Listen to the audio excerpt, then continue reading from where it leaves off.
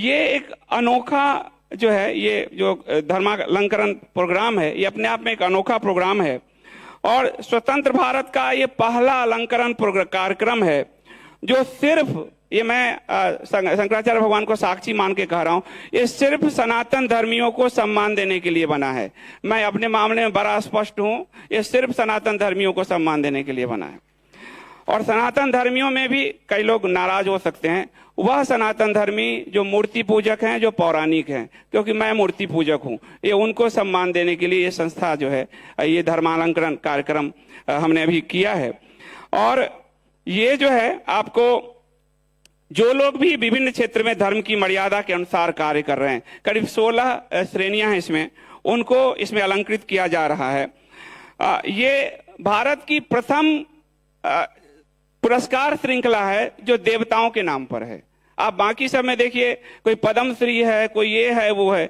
यहाँ श्री राम सम्मान है, श्री जानकी सम्मान है, श्री कृष्ण सम्मान है, यहाँ गुरु व्यास सम्मान है, यहाँ दुर्गा सम्मान है, यहाँ मार्तंड सम्मान है, यहाँ हेरंब सम्मान है। और मैंने इसमें आदि शंकराचार्य जी के उन भावना को पिरोया है जो पंचदेव के रूप में, जिन्होंने पूरे सनातन धर्म को बांधा।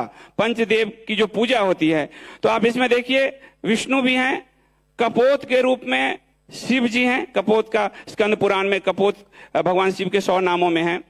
माता जानकी दुर्गा सरस्वती के रूप में देवी हैं, हेरंब के रूप में भगवान गणेश हैं और मार्तंड के रूप में भगवान सूर्यदेव हैं।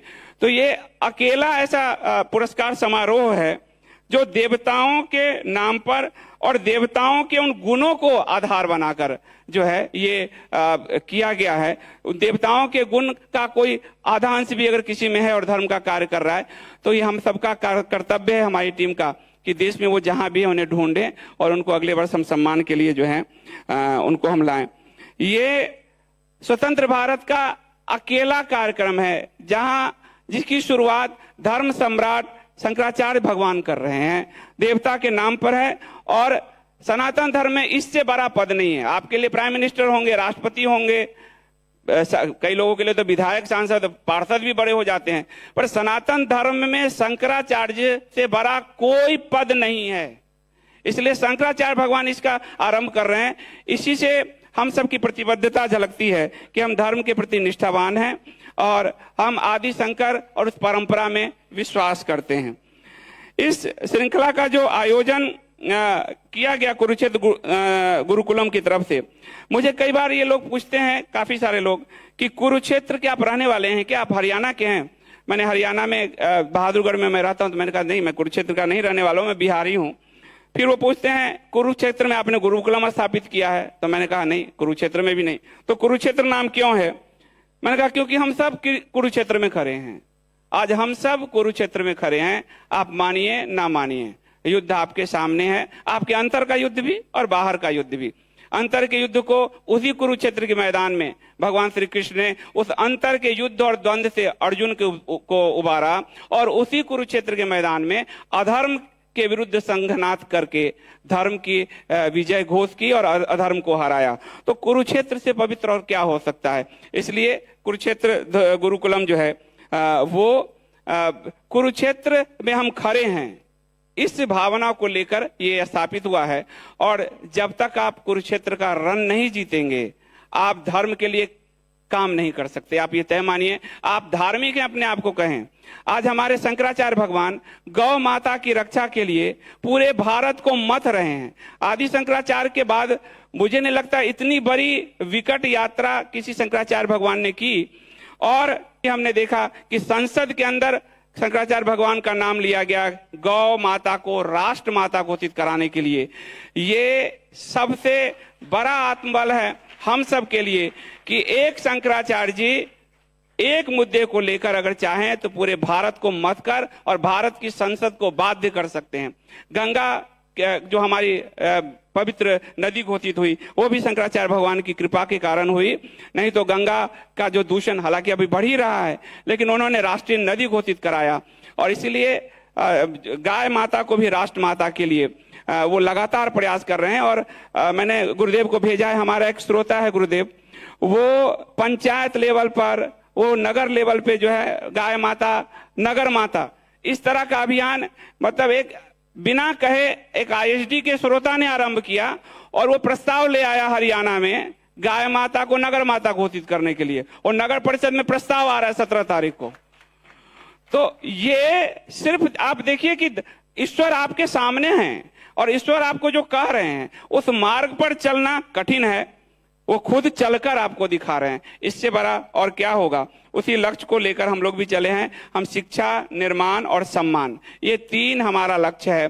शिक्षा, क्योंकि हमारा जो अनुच्छेद 30 है वो हमें हमारा धर्म नहीं पढ़ाने देता, तो हम सरकार से अनुदान मांगने नहीं जा रहे, हम सरकार से 1 रुपए की मदद मांगने नहीं जा रहे। हम अपने लोगों को अगर गीता पढ़ाएंगे, रामायण पढ़ाएंगे, तो आप रोकने वाले कौन होते हो। हम जब तक आपकी मदद लेंगे आप रोक सकते हो कि इसमें सेकुलर शिक्षा लाइए, इसमें ये करिए। हम आपसे कोई मदद नहीं लेंगे। हमारा यही संकल्प है कि हम उसमें सनातन धर्म की शिक्षा को आगे बढ़ाएंगे, और हमने ये काम किया है।